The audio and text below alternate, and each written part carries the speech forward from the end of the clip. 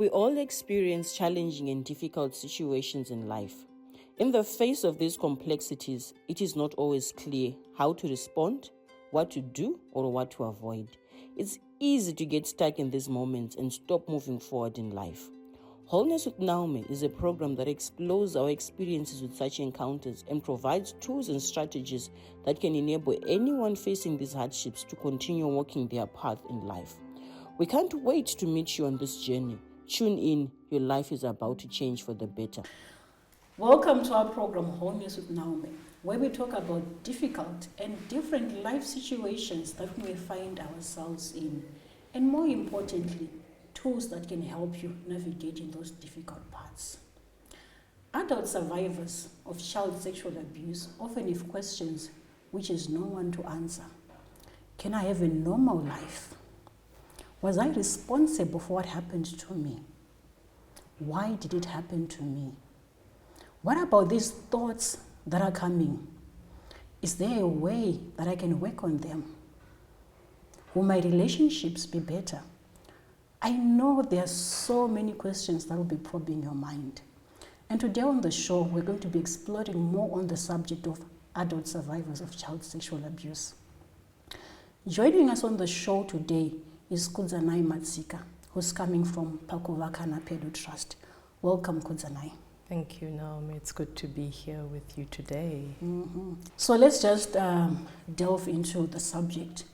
Why is it important to talk about adult survivors of child sexual abuse? So the truth is that they are numerous. Okay. There are so many people who are adult survivors of child sexual abuse and who've never had an opportunity to get help. There's so much stigma and so much silence around sexual abuse, and in particular child sexual abuse. So a lot of people grow up without ever having the necessary help, and the impact of the child sexual abuse on a person's life, it can just destroy in very obvious ways, but can also operate very, very covertly. So sometimes it's subtle, sometimes it's overt. So it's important, but at the end of the day, I believe that God's plan for us all is to be whole people, able to function and operate, able to be fully contributing members of society. And the purpose is He's called everybody to.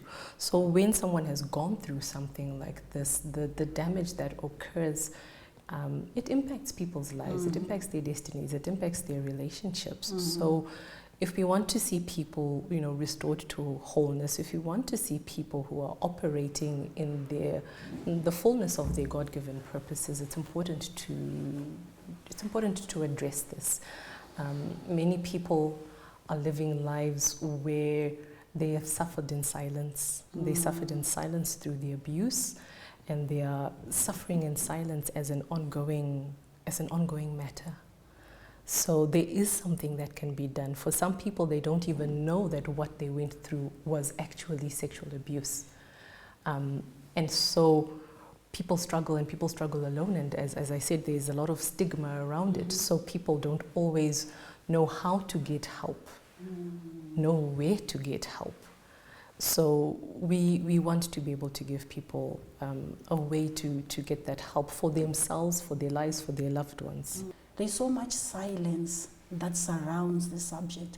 And I'm just hoping that today we'll be able to break or take a step into breaking that silence that would also just enable one to be able to take a step further into their healing journey. Oh yeah. Talking about the silence exposes it, actually. Okay. When things are silent, they're meant to be kept silent. They're meant to be kept hidden. They're meant to be kept unknown. And sexual abuse, child sexual abuse in particular, is one of those things that happens in the darkness where it's not supposed to be known. So talking about the silence exposes it. And it exposes the mechanisms that keep victims from receiving the help they need or from being able to disclose even. So, we're talking about how silence starts. Silence originates right from when the acts are perpetrated. The secrecy around it, the shame around it. If the abuse is disclosed or exposed, again, you're finding the silence comes in when family members are dealing with these things. You know, you find some who will take it forward and, you know, will pursue the processes through the police, the courts, and other families where the silence is encouraged. You know, it's not uncommon to find that perpetrators of abuse are either known to the family or are family members. So the implications of that. So some families will opt to keep it quiet and say we'll deal with it internally as a family. As people grow older, the shame of what has happened and the fact that society doesn't talk about it. So who do you go and talk to about it now? Mental health is a lot more, it's a more household issue now. You know, so I think we're very blessed in that.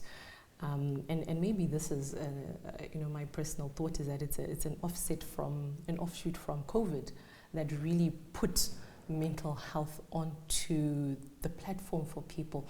So now it's a little more accessible. Help is a little more accessible. But for someone who was abused some 15, 20 years ago or farther back, you know, where were they going to get help? So the silence is part of society not wanting to deal with it, because abuse and child abuse is a very uncomfortable thing. It's even uncomfortable even as we're talking about it now. Yeah, My heart, you know, is, the word is actually bleeding for those people that underwent this, because it's something which is very traumatic. And sometimes, if not dealt with, leaves a permanent mark in someone's life. And I'm so glad you actually talked about that. It's very traumatic, because that's actually part of what keeps the silence, the trauma of what will have happened. And so silence operates in many ways. Sometimes it's a coping mechanism. Sometimes it's the shame that's creating the silence, and sometimes it's the environment in society that, you know, contributes to the silence.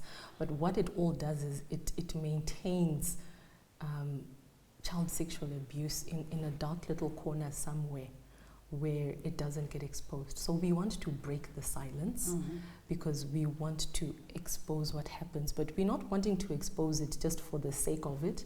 We want to break the silence so that those who have been kept in silence can have a voice. They can find somewhere to express their voice, whatever that might look like. You know, it's not that we're saying to people, walk around putting your hand up and say, I was abused. No, but we're saying there are places, there are forums where it can be addressed. There are places where it can be talked about. There are places where it can be talked about in a way that is helpful, healing, much like we're doing here,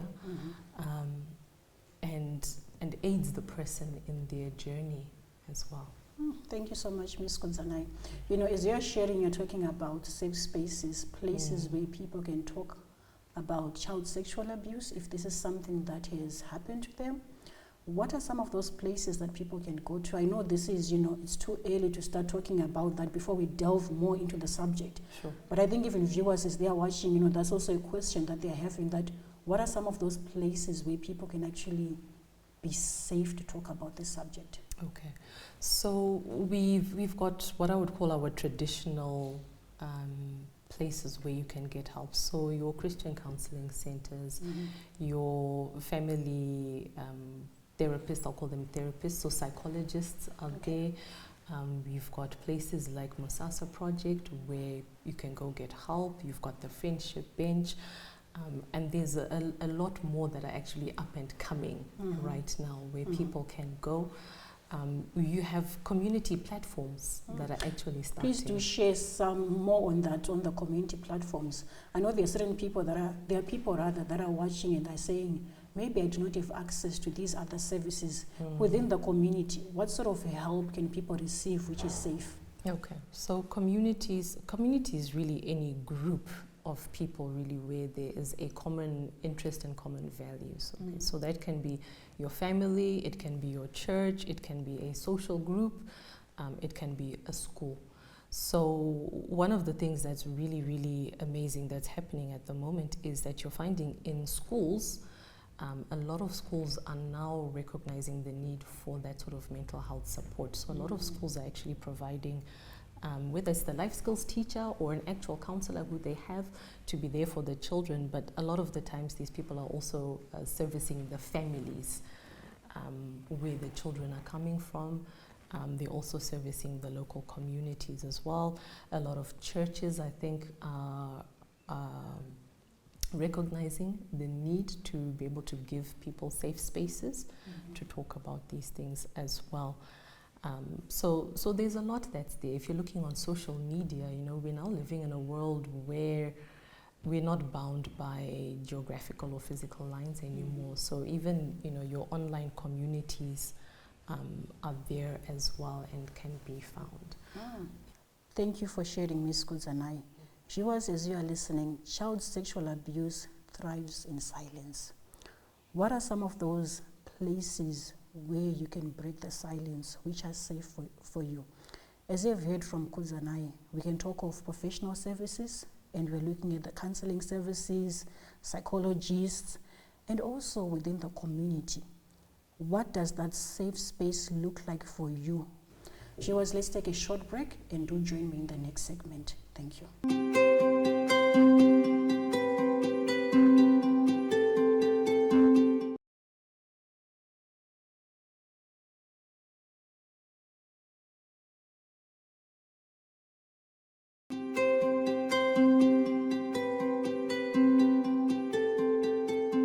Ms. Kudzanai, what kind of effects does child sexual abuse have upon someone? So they are quite, there's the impact on the individual self. Okay. There is impact on other people around. Relationships, in particular families, family dynamics.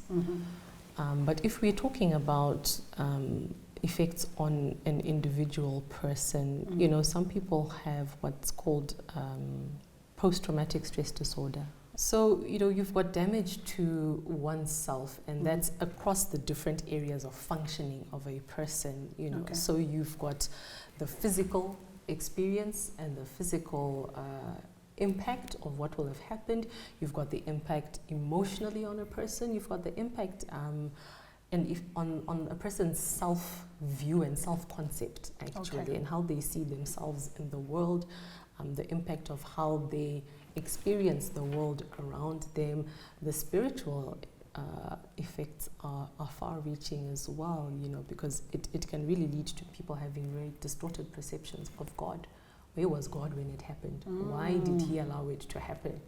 Is he a good God? We're talking about the impact on self-concept, if when in the nature and course of my work, when I speak to people who are survivors of child sexual abuse, a lot of the time you hear the words, I feel dirty, I feel unworthy. So that shame, that loss of self-worth that comes with this impact, with this. Kudzanai, you're talking about shame is one of the things that affect someone who has undergone child sexual abuse. Would you like to maybe share more on that area? Sure. Where does it come from? So if we're looking at what is shame, it's important to differentiate shame from maybe guilt. Shame is that sense of, let me start with the guilt, it's a little easier. So guilt is, the normal feelings we have when we have done something wrong. So shame is the experience of those same feelings, but there's no wrong that we've done. So in essence, when we're talking about shame in the context of sexual abuse, the victim actually is carrying the negative guilt of the perpetrator on themselves. And so that sense of unworthiness is really what it is. There's a great sense of contempt of self that comes with child sexual abuse. The psychological mechanisms of it are really perplexing because it's a physical act. It's a physical violation to another person, but yet that is the person that walks around feeling like they are guilty of wrongdoing. So you find that people will blame themselves. Survivors will be blaming themselves for what happened. Survivors have very low self-esteem. People don't really see that they have great worth, and this is, you know, impactful in relationships now, and just has such connotations for how they then interact with other people. And so this shame and contempt, it operates in different ways, you know, but sometimes in extreme cases people will tell you that they experience it as a self-hatred for themselves or a self-loathing for themselves. And then what you have is people who now have different behavioral strategies for dealing with those feelings of shame and contempt. So now you now have external behavioral issues that might be coming up because of what is going on internally within people, within their hearts. Okay. So we have people, you know, if you think about a child, you know, people talk about children who are acting out, you know. Especially teenage years. Yes, teenage years, or even a small child, you know, the terrible twos and things like that. But even as adults, you know, the same things operate. So you have people who, externally, it looks like this is a person who's acting out, you know.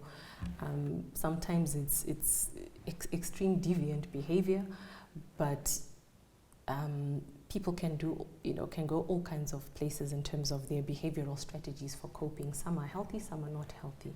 So you might find that across the spectrum of what people can do. But what's driving these things is really that internal sense of self-contempt that's there. In some cases, a contempt of other also develops. So people will have a tendency to want to push people away, want to keep people away, mistrusting of people generally.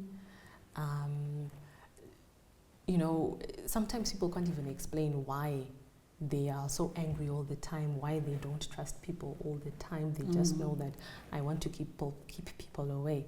So you might find people who've got very withdrawing and isolating behaviors when it comes to interacting with other people. On the other hand, you might have people who are really trying to silence the sound of their pain internally. Okay, so, you know, you might find people might go to extremes, you know, drinking, partying, drug abuse, substance abuse, in an attempt to numb the pain and the voice of the pain, because, you know, pain speaks, and a lot of us are uncomfortable with pain. We don't like it. So we do what we can to try and push it away. So it's and I think it's the difficult thing that is there when people are dealing with sexual abuse that has happened in their childhood, because as a person yourself, we talked about how uncomfortable it is. You yourself, it feels uncomfortable as well. And then externally as well, the idea of having to talk to people about it is also uncomfortable. So the damage to self is quite extreme. You know, it's because it spills over into other areas. You know, we talked about emotions as well. So quite often,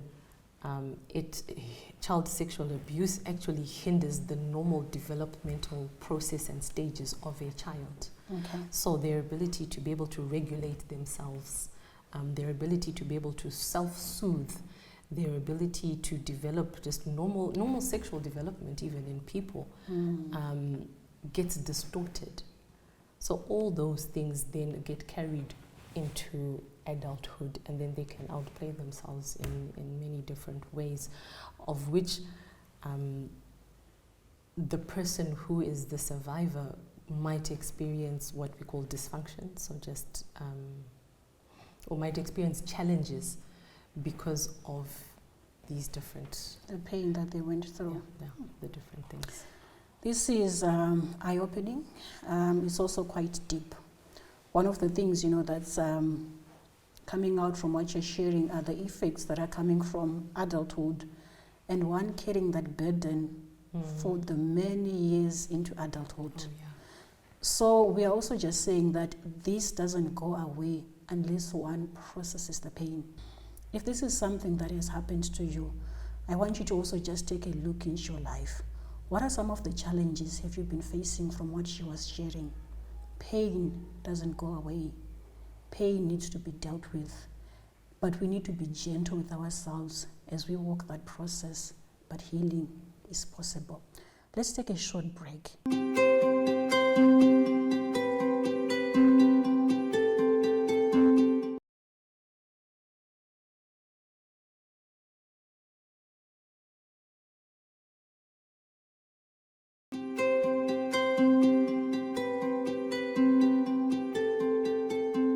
You said pain is a voice. Oh, yeah. Does it go away without one working on the issues? Well, yes, it can, but in very unhelpful ways. Okay. You know, if you look in our communities, in our streets, in our families right now, we have a lot of young people who are taking substances. A lot of that is pain. And child sexual abuse is no different. So the pain speaks, and people medicate pain in different ways. So some people have healthy ways, some people have unhealthy ways of medicating this pain. But at the end of the day, you know, when we are trying to silence our pain, you know, it's almost like you're pressing it down and you're pushing it down and you're pushing it far away. The thing is, you're pushing something that's quite alive. You know, it's not something that you're pushing and you're burying and it's going to stay down there. It's alive. And while it's down there where you're pushing it, it's developing into something else. So sometimes what we push down, and then what comes up, because when we push things down, we're creating a pressurized environment. That's true. So we're creating an emotionally pressurized environment. And at some point, it's going to come out, whether it explodes or whether it implodes. And what comes out is not going to really look the same as what went in. So it's important to process our pain, to work through our pain. It's uncomfortable. We acknowledge that fully. It's very uncomfortable. It's not easy, but it's necessary. It's a necessary journey, so we can get on the other side of wholeness as people. So for people who have gone through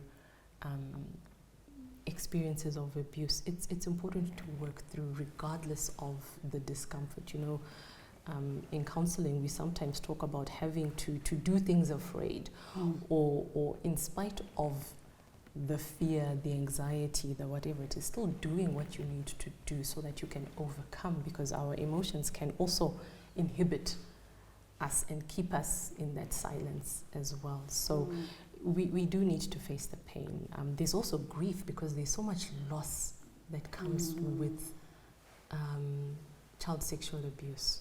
So if we're looking at as a child, there's loss of a childhood, there's loss of innocence, there's loss of what a childhood is supposed to be. There is the impact on the family. So the family is the place where a child is meant to feel secure. That's the place they were hurt. And that's the place they were hurt. And we're not saying that all abuse happens in the context of families. We're not saying it's always family members. But quite often, it distorts and disrupts how a child now relates to security, because where they are as children, they're meant to be protected. So that was violated. It now distorts how children relate with authority, because it was quite often there's that power dynamic that happens when there's abuse, and with child abuse, that really is what the case is. There's an unequal power balance that is occurring. Because quite often the abuser is could be an older child or an adult. So it distorts what that relationship is meant to be, and the natural order of things. Thank you so much, Ms. Kudzanai, for coming to the show and also just sharing those closing remarks.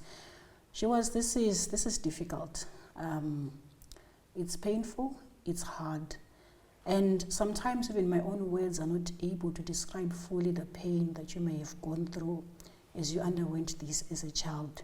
But healing is possible. There is hope. Be gentle on yourself as you walk on this journey. Extend grace to yourself. You were a victim of what happened to you, but it's possible to walk and to step into healing a step at a time, a day at a time. Do join us in the next episode as we continue unpacking this subject. And now we're looking at the recovery process of what it looks like and how you can be able to take yourself into that. Do join me in the next episode. But in the meantime, continue staying in wholeness. Thank you.